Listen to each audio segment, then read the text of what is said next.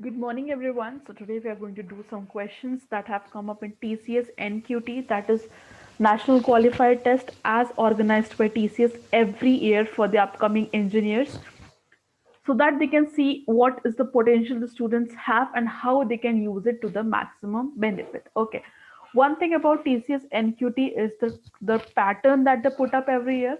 So this year they had 5 sections in the paper, namely programming ability, then a section for pseudo codes where you would code according to the program or the language that you choose up among C, C++, Java, Python. Accordingly, you can choose and program.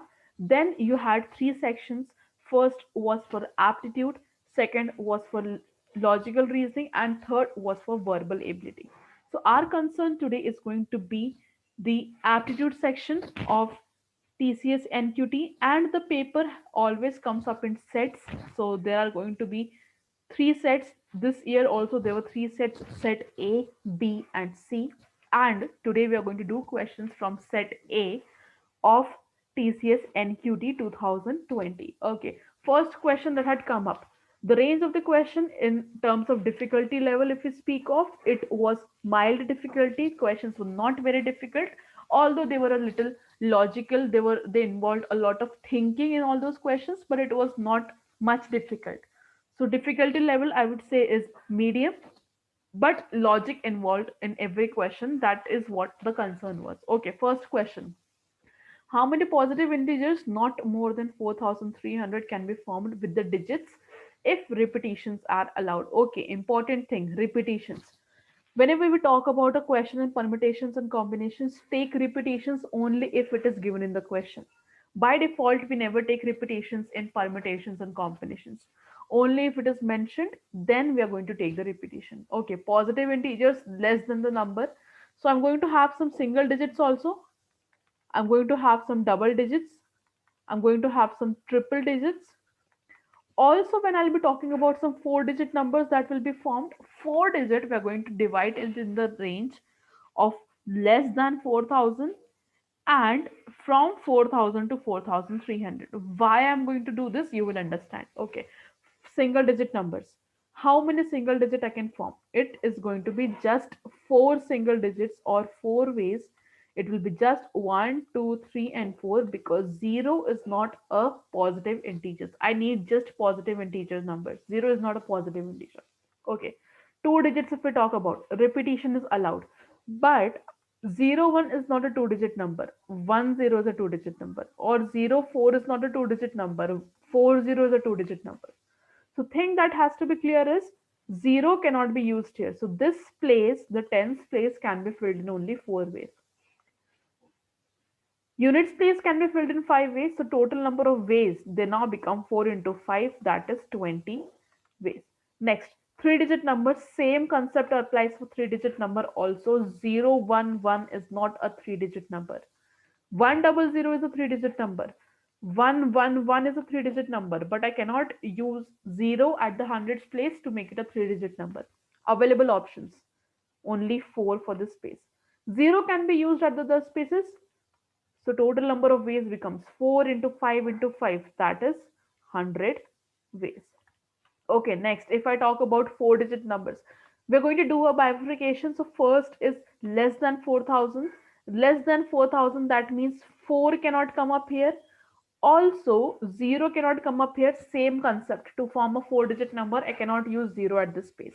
Available options, 0 gone, 4 gone. Available options only 1, 2, or 3. That is, in 3 ways the space can be filled.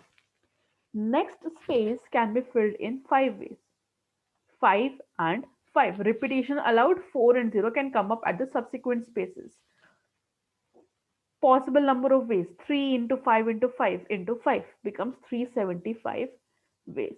Okay, now 4000 to 4300, why did we do a differentiation? Was because if we're going to use 4 also here, it is possible, since repetition is allowed and I'm using 4 here. Next space also I'm using 4, again I'm using 4, again I'm using 4. Number becomes 4444, which becomes more than 4300. I don't need this number.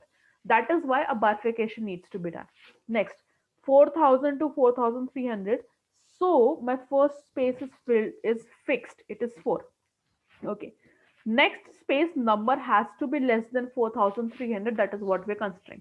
So here for the next space now 3 cannot come up here. Also 4 cannot come up here because it has to be less than 4300. Okay. So available options now becomes only 3. 0 can come up, 1 or 2. So available options here is 3. First space is fixed. But here 4 can come up. Here also 4 and 0 both can come up. Possible number of ways becomes 3 into 5 into 5 into 1.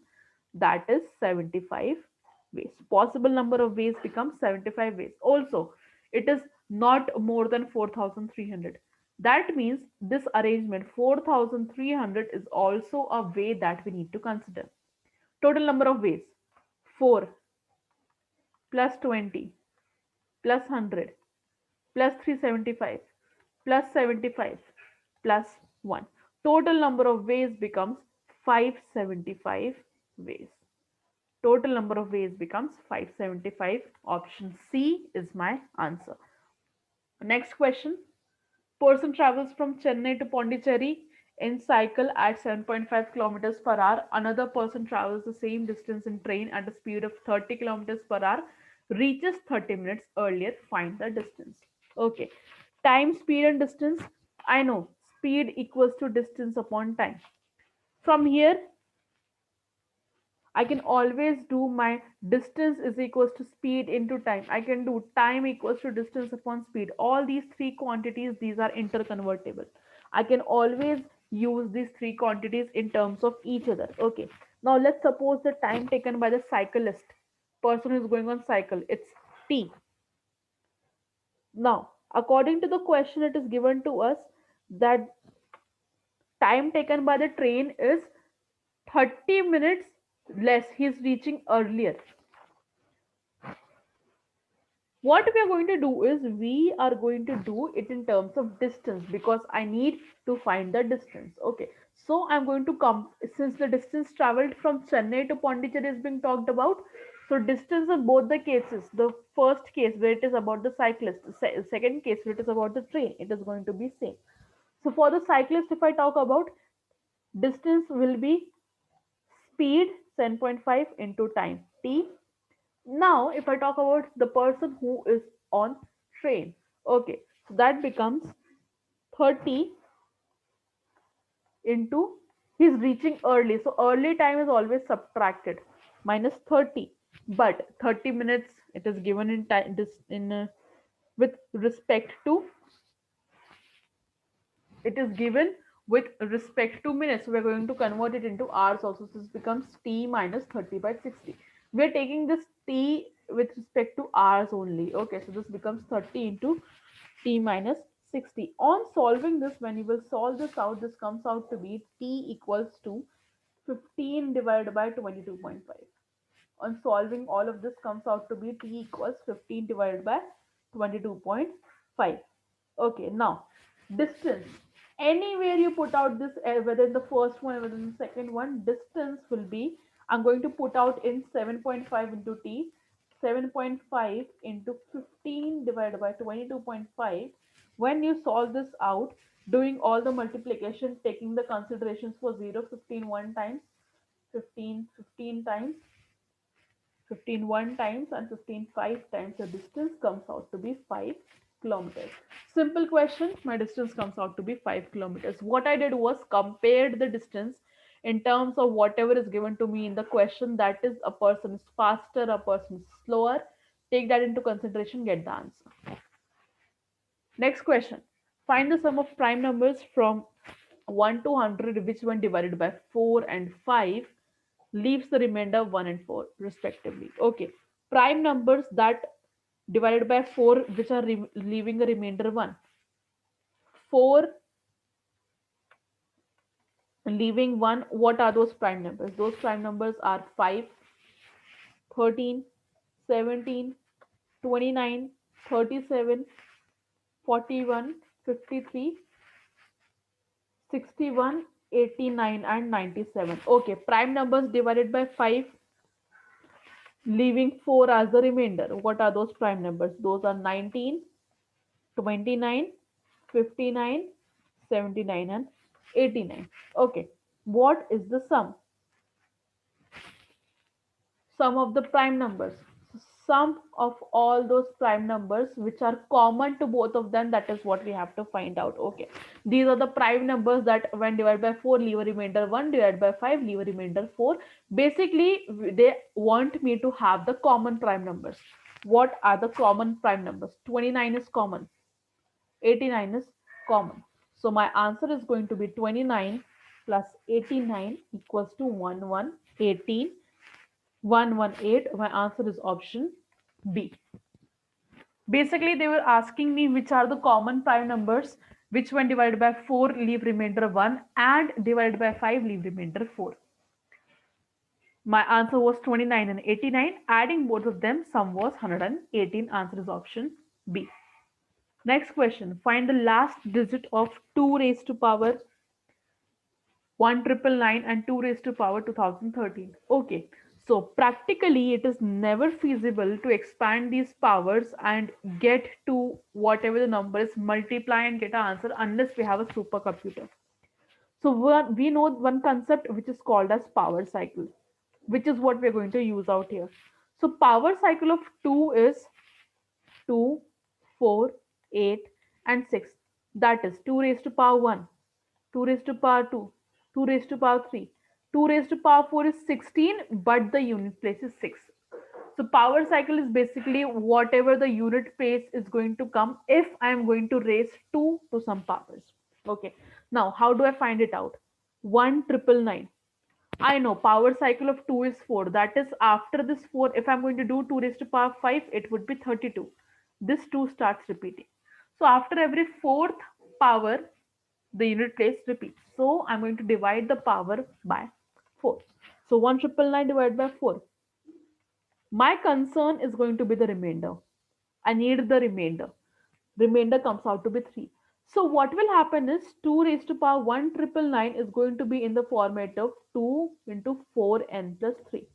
4n is not my concern. My concern is this remainder. So this 2 power 1,999 reduces to 2 cube.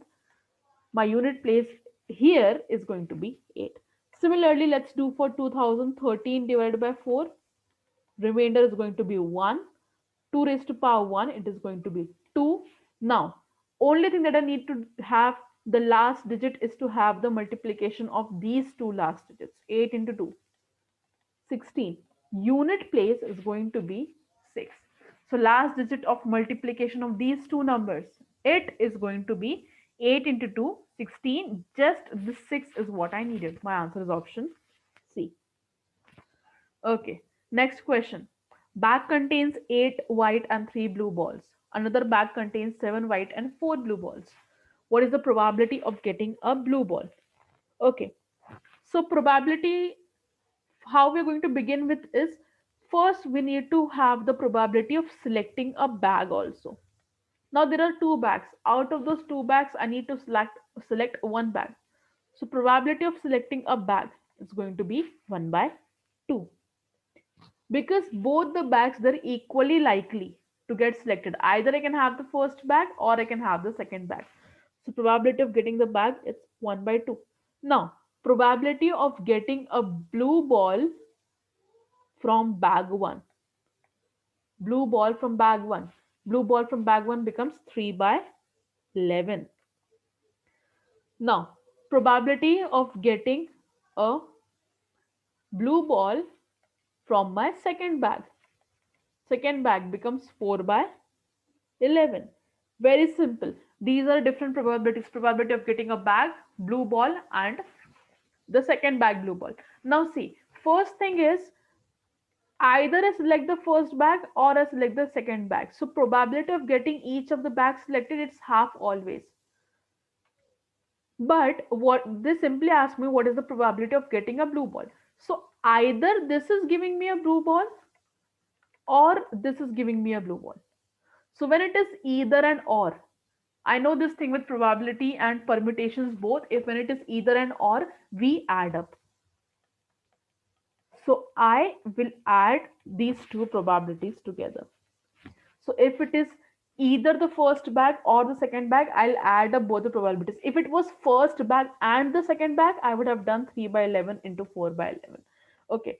Now, my total answer becomes 1 by 2 into 7 by 11. My total answer, that is probability of getting a blue ball, becomes 7 by 22. My answer is option B. Super simple, just three steps involved: probability of getting a bag, probability of blue ball from first bag, blue ball from second bag, taking into consideration that bag has to be selected. It's bag selection and ball selection. That's why it is a multiplication here. So it's either bag 1 or bag 2. That is why a addition here. Okay, so my answer is going to be option B. Next question. There are two bags. One bag contains 5 white and 10 red balls. Other bag contains 10 white and 7 red balls. Probability of taking a red ball from one of the bags. Okay, now again, one of the bags. Probability of bag, half. Okay, now probability of red from first bag. Red from first bag is 10 by 15, because 10 red bags, total number, 10 red balls, total number of balls is 15, so this becomes 10 by 15. Probability of red from second bag. Probability of red from second bag. Number of reds, 7. Total, 17. So probability of red from second is 7 by 17. Okay. Probability of taking a red ball from one of the bags. So I have to get a bag and a ball. So bag and a ball, that means half into, either this will get me a red ball or this will get me a red ball. So this becomes 10 by 15 plus 7 by 17. When we'll do this, when we'll do the addition, it comes out to be, taking the LCM and solving all of that, when we do, my answer comes out to be 55 by 102. Answer comes out to be simply 55 by 102. My answer is option A. Next question. In a 3 cross 3 square grid comprising of 9 tiles, each tile can be painted in either red or blue color when the tile is rotated by 180 degree. Important. There is no difference which can be spotted. How many such possibilities are there? Okay, now we're going to draw some tiles. So I'm going to make 9 tiles, and each tile is like a spot in a matrix. So this tile is 1 1, 1 2, 1 3, 2 1, 2 2, 2 3, 3 1, 3 2, 3 3. It's like a 3 cross 3 matrix that we have. Okay, and either of them can be painted in red or blue. So it's R or B for all of them. So it can be either red or blue. That is what it is given according to the question. Now the next thing that is given to us is they're rotated by, each tile is rotated by 180 degree. Okay, now how am I going to rotate the tiles by 180 degree is, diagonally first we're going to shift out. So every tile needs to be rotated by 180 degree. That means whatever the position is, just opposite to that position that tile is going. So first 11 11, the tile at 1 1, that is 11th tile, it becomes the tile as 3 3 position. So it's diagonal 180 degree shift that is done. Now 1 2 becomes 3 2, just opposite to the position where it is going. 1 2 becomes 3 2, it's vertical 180 degree shifting. Now again 1 3, 1 3 will go on to 3 1, that is again diagonal 180 degree shift. Now 2 1 goes to 2 3, vertical 180 degree. 2 2 remains at the same position. Whatever you do with that 2 2, it will remain at the same position. Okay, now 3 1, 3 1 becomes 1 3, diagonal 180 degree shift. 3 1 goes to 1 3, diagonal 130 degree, 180 degree. 32, 3 2 becomes 1 2, vertical 180 degree. Now 3 3 becomes 1 1, it's a diagonal 180 degree shift. These are the shifts that are going to happen. all these shifting everywhere the tile is, it is going to go by a rotation of 180 degree. It is given to us in the question. Now cell, if I talk about the cell 1 1, 1 1 and 3 1, 1 1 3 3, 1 1 3 3, it is going to be altered in two ways. You can see that 1 1 becomes 3 3, 3 3 becomes 1 1. There are two ways in which it is altered. Now 1 2 and 3 2, if we talk about 1 2 goes 3 2, 3 2 goes 1 2, two ways in which it is being rotated. Again, if we talk about